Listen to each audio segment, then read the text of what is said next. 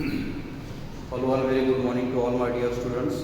विद्यार्थी मित्रांनो, काही मेडिकल प्रॉब्लेम्स होते घरी, त्यामुळे मी काही ऑनलाईन लेक्चर रेकॉर्ड करू शकलो नाही.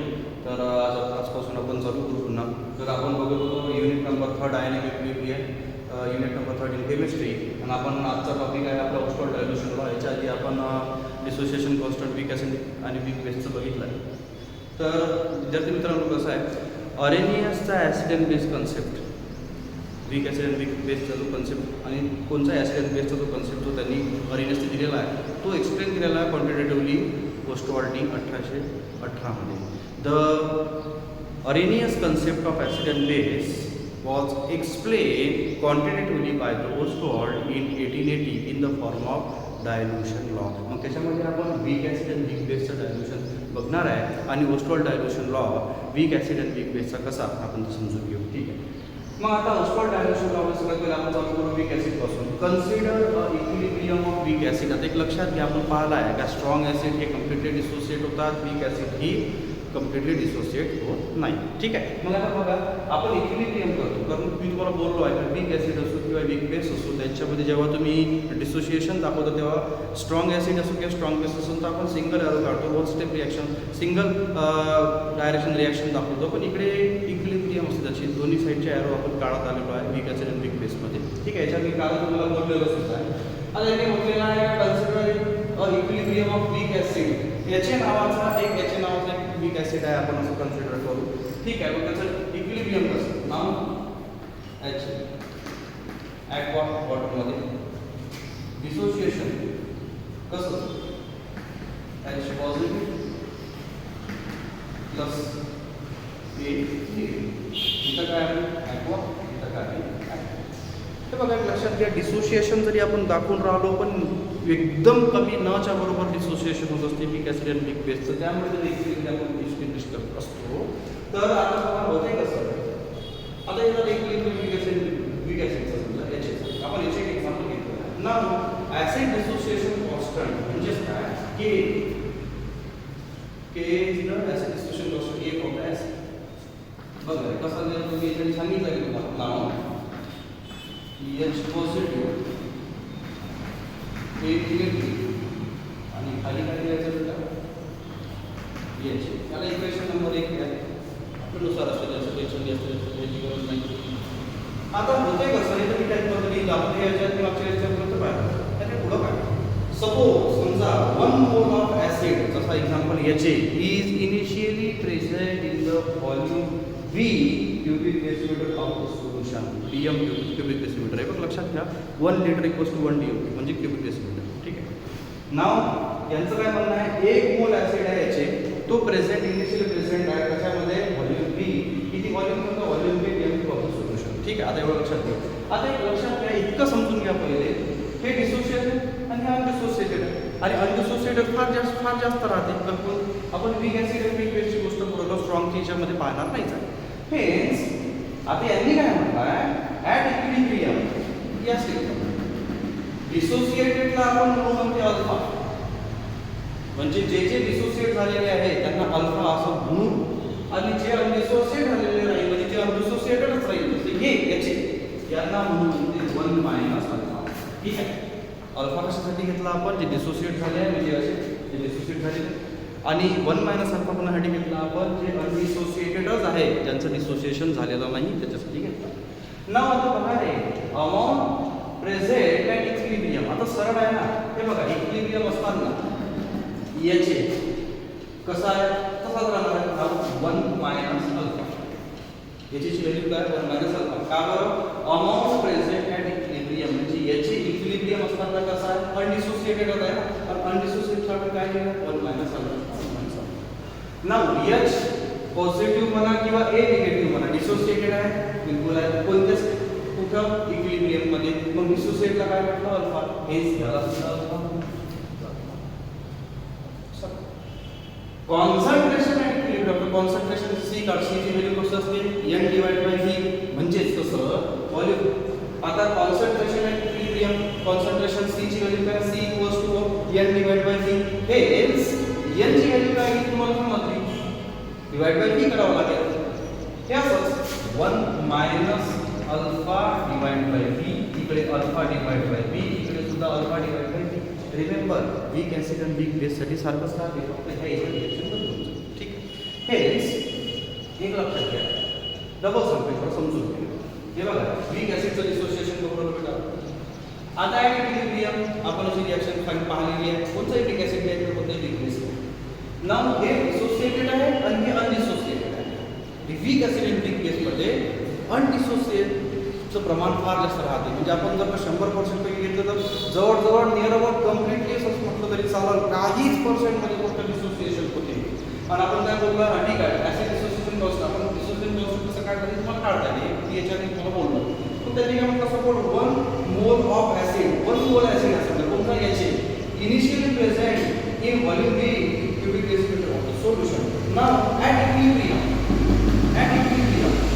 जे फ्रॅक्शन म्हणजे काही डिसोसिएटेड ज्याला अल्फा म्हणतो, म्हणजे कोणकोणचे H पॉझिटिव्ह आणि निगेटिव्ह जे डिसोसिएट झाले त्यांना आपण अल्फा म्हणतो. आणि दुसरं अनडिसोसिएट म्हणजे हे इक्विलिब्रियमची कंडिशन असताना डिसोसिएट आहे त्यांना काय म्हणतो, मायनस अल्फा. हेच याचे तीच रिएक्शन डबल लिहिली यांनी अमाऊंट प्रेझेंट ॲट इक्विलिब्रियम. हां इक्विलिब्रियम असताना याची जी कन्सेप्ट काय बघा, 1 मायनस अल्फा 1 मायनस एच काय एच पॉझिटिव्ह काय डिसोसिएट आहे, त्यामुळे काय लिहिलं आपण अल्फा. हेच सुद्धा तेच कारण का डिसोसिएट आहे. हेच कॉन्सन्ट्रेशन ॲट इक्विलिब्रियम. आता कॉन्सन्ट्रेशन म्हणजे सी ची व्हॅल्यू काय आहे, हेच येतं यालाच आहे डिवाइड बाय व्ही आहे. हेच नाव कॉन्सन्ट्रेशन ॲट इक्विलिब्रियम म्हणजे 4 cubic decimeter inverse 1 minus alpha divide by V, alpha divide by V, alpha divide by V. याची व्हॅल्यू आहे समजून घ्या. हे एवढी डिसोसिएटेड म्हणजे आता अल्फाचा अर्थ डिग्री ऑफ डिसोसिएशन आहे. मग डिग्री ऑफ डिसोसिएशन एचचे किती एवढ्या व्हॉल्यूममध्ये, ए मायनसचे किती एवढ्या व्हॉल्यूममध्ये, आणि अनडिसोसिएटेड किती एवढ्या व्हॉल्यूममध्ये, असं असतं. नाव substituting the values in equation number 1. आता इक्वेशन नंबर 1 मध्ये ह्या व्हॅल्यूज आपल्याला काय काय करायचं ना, काय करायचं ना, ए इक्वल्स सिंपल मध्ये करा. बघा एच पॉझिटिव्ह व्हॅल्यू काय झाली आता अल्फा डिवाइड बाय हां ठीक आहे. हां ए ची व्हॅल्यू काय बेटा अल्फा डिवाइड बाय व्ही. मग इथे तर पाहायचं याची ची व्हॅल्यू काय ही सांगा. हां काय लिहायचं 1 minus alpha divide by V. आता बघा तुम्हाला इक्वेशन सिम्प्लिफाईड फॉर्ममध्ये करायचं आहे, कसं करावं लागेल ते बघा. आपण मी तुम्हाला कसं म्हणू हां हे बघा नव आता गुणाकार आहे. हा बघा काय याला तुम्ही गुणाकार तुमचा तुम्हाला इक्वेशन आन्सर काढणार म्हणजे कसं होईल, 9k इक्वल्स टू पहा alpha divide by V. Now alpha divide by V आणि इथं काय झालं आता व्ही इनटू 1 मायनस हा अल्फा आहे. कसं केलं मी पहा भागाकार आहे गुणाकार करायचा म्हणजे काय होते हे वरचं गुणाकार हे असं समजू. हे कसं आहे माहिती आहे का, now a divide bye b c divide by जर का d असेल आता याचं सिम्प्लिफाईड व्हर्जन कसं नाही नाउ a b इकडे काय आहे b प्लस पुन्हा तसंच केलेलं आहे की फार असं काही वेगळं केलेलं नाही आहे किंवा फार असं की तुम्हाला वेगळं दाखवलेलं नाही आहे. फक्त मॅथमॅटिकल जे टर्म्स आहेत त्या तुम्हाला समजून घ्यायचे आहे. नसं असं बदलून पुन्हा एक वेळा मी समजून सांगेल. बघा कसं बघा नाउ a इक्वल्स गुणाकार करायचा अल्फा v इथं वर उच्चार तसंच राहील. Now alpha divide by v into v divide by 1 minus alpha. हां v divide by 1 minus alpha. आता बघा सरळ सरळ आहे तुम्ही कॅन्सल ओके अल्फा अल्फा नाव आता पहा आहे नाउ k इक्वल्स आपण इथं लिहू कारण आपण तिकडे का now k equals alpha alpha alpha okay. हां आता v सुद्धा काढला सुद्धा काढला मग काय होतं 1 मायनस v इनटू v असं नाही आहे 1 मायनस v आणि हा v डिवाइड नाही आहे पण रिमेंबर डिवाइड मध्ये ठीक आहे. आता हे असं ना ही पण तुमच्या लक्षात आले. आता तुम्हाला हे इक्वेशन तुम्हाला भेटले समजून घ्या. नाव आता होते कसं आहे c is the initial concentration of acid. c चं कॉन्सन्ट्रेशन आहे आणि b काय आहे त्याचं व्हॉल्यूम आहे.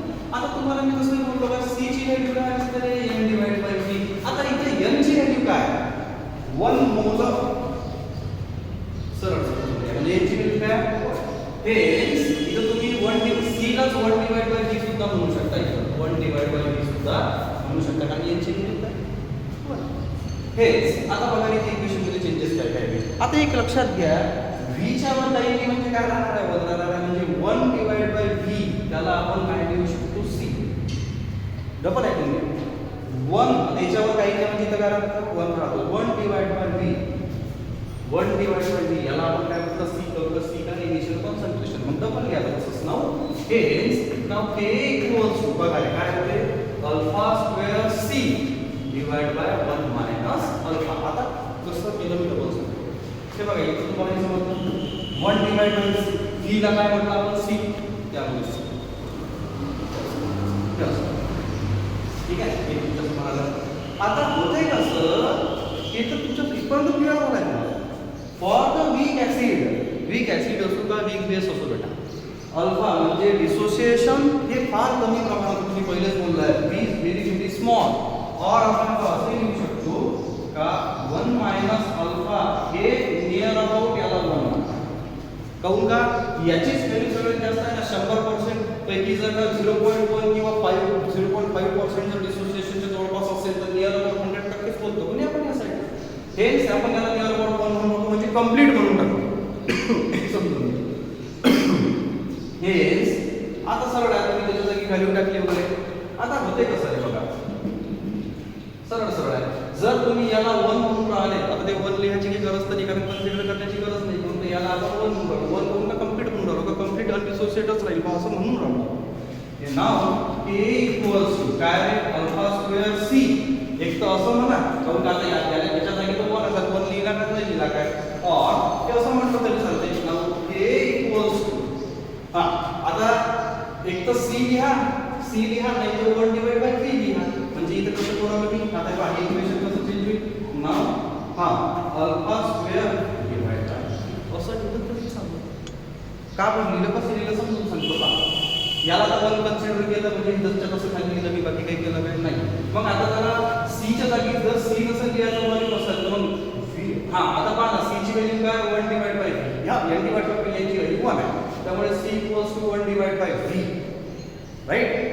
नाव आता C नसेल लिहायचं तुम्हाला तर हा गुणाकार इथं काय करणार काय हे लक्षात घ्या कारण का तर V दिलाय म्हणजे आता C ची व्हॅल्यू तुम्हाला डबल सांगतो मी पहा C ची व्हॅल्यू का 1 डिवाइड बाय V ठीक आहे आपण C घेऊ पण C नसेल घ्यायचं V घ्यायचं म्हणजे और लिहायचं आपल्याला एक्स्ट्रा असले हां तर काय लिहा तुम्ही इथं alpha square divide by V.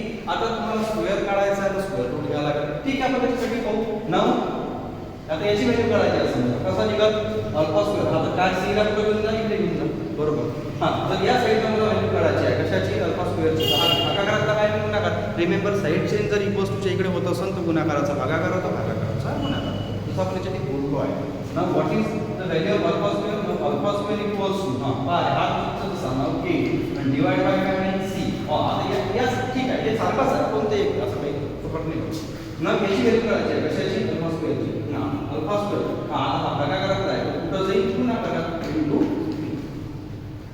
एवढं दाखवलं नाही मला पुस्तकात ते माझ्यानुसार समजून सांगतो तुम्हाला. मग आता स्क्वेअर काढायचा आहे तर काय घ्यायला लागते square root right hence alpha square root of A divide by C और alpha equals to square root of A into V. आता ह्या इक्वेशन वरून ह्या लास्ट इक्वेशन वरून आपल्याला असं दिसते the degree of dissociation of weak acid is inversely proportional to the square root of its concentration or directly proportional to the square root of its समजून घ्या आलं लक्षात की असं आहे ते इक्वेशन. आता विद्यार्थी मित्रांनो एक लक्षात घ्या अरेनियस इक्वेशनच्या वीक ऍसिडचा जे आपण बघितलेला आहे तसंच सेम वीक बेसचा आहे फक्त तिथं एक्झाम्पल कशाचं घेतलेलं आहे त्यांनी BOH याच्या जागी BOH घ्या B पॉझिटिव्ह OH निगेटिव्ह घ्या हे तुम्हाला कळत राहील बाकी इथून सगळंच्या सगळं तुम्ही पहा तर सारखं आहे. एक वेळा समजून घ्या ऍसिडचं समजलं का बेस तर तुम्हाला समजते आणि बेस तर तुम्ही स्वतः करा हे तुमच्यासाठी आज मी एक्सरसाइज सोडून राहिलो आहे. ओके तर नसेल समजलं काही भेटलं तर समजून मला विचारायचं तुमच्याकडे माझा नंबर वगैरे आहे ठीक आहे तर आणि तुम्ही आपला अभ्यास चालू ठेवा, या भ्रमात राहू नका, काही एक्झाम होणार नाही, काही नाही. तुम्ही तुमचा अभ्यास चालू ठेवा, घरी राहूनही तुम्ही अभ्यास करून राहिले असाल अशी मी आशा करतो आणि थँक्यू.